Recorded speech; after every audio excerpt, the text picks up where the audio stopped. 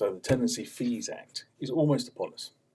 1st of June 2019, the Act will ascend into law. And there are a number of provisions in the Act that are going to affect us poor landlords.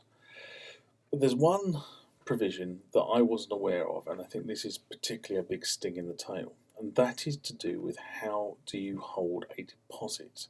Now, this is not a security deposit, this is a deposit that you hold to secure the tenancy. So your tenant's been and had a look at the property, he puts down £100 deposit to allow you to take the property off the market and allow him to go through the various tenants checks and get the tenancy agreements drawn up, etc., etc., or her. Now, traditionally, what you would have done with that £100, well, what I used to do with that £100 anyway, was I would take that £100 off the first month's rent and the security deposit, and as far as the tenant was concerned, as far as I was concerned, that £100 had been squared away for its particular purpose. However, under the new Act, if you take a holding deposit like £100, then you have to return that £100 to the tenant, and the tenant has to give you the full amount in return of the rent and the security deposit. So it effectively is a two-stage transaction. You give them the money back and they give it back to you. So that sounds a little bit daft. Yes, it does. But it has ramifications if you don't do this properly. The ramifications are, if you were to try and end the tenancy, either through a standard Section 21 or there's been some issues and you need to issue some sort of Section 8 notice, then the tenant can quite rightly claim that you didn't follow the holding deposit regime. You took the deposit and offset it against the first month's rent or the security deposit, and therefore are in breach of the Act. Therefore, that would invalidate your Section 8 or Section 21, and you'd be thrown out of court until you gave the money back. Now, what happens if you do it wrong? Well, in the first instance, a landlord can be fined £5,000 for the first breach. It's not chicken feed, it's quite a lot of money. However, if you end up with having 2 breaches within 5 years, that fine rises to £30,000. So again, we're not talking inconsiderable amounts of money.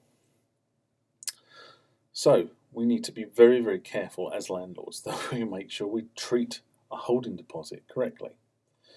Now, if the tenant, so in practicality terms, the tenant probably doesn't care either way. If I'm honest, I mean, my tenants, when I've gone down this, I've just said, well, I'll take the £100 deposit, and when you sign all the paperwork, we'll deduct it, and that's fine, and they've been happy with that. But there's never been any paperwork in place that says that's the policy. Now you need to put the paperwork in place. So when you take the £100 deposit from your tenant, you need to issue the tenant with a memorandum to say, I accept your £100 deposit, which will be applied to your first month's rent and security deposit should you pass the tenancy reference checks. You need to physically put that in front of them, and you probably need to get them to sign it as well to acknowledge that they understand that's what's going to happen.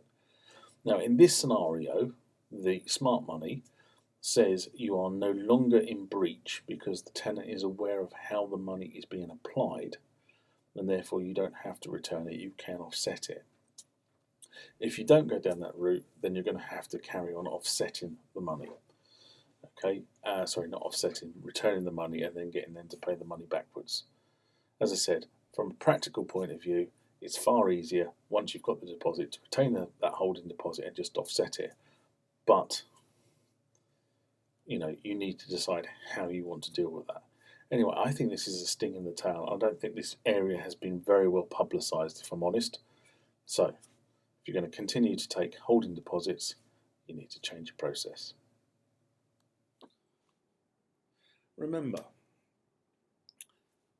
the contents of the video you've just watched does not constitute advice. It's my opinion, and my reading of the subject matter that I've been discussing.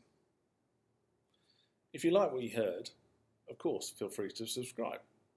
Somewhere, either here or here, will be a subscription button. Click the subscription button and you'll be notified when videos are posted to the channel. Somewhere here or here will also be recent videos from the channel and maybe other videos relating to this subject matter.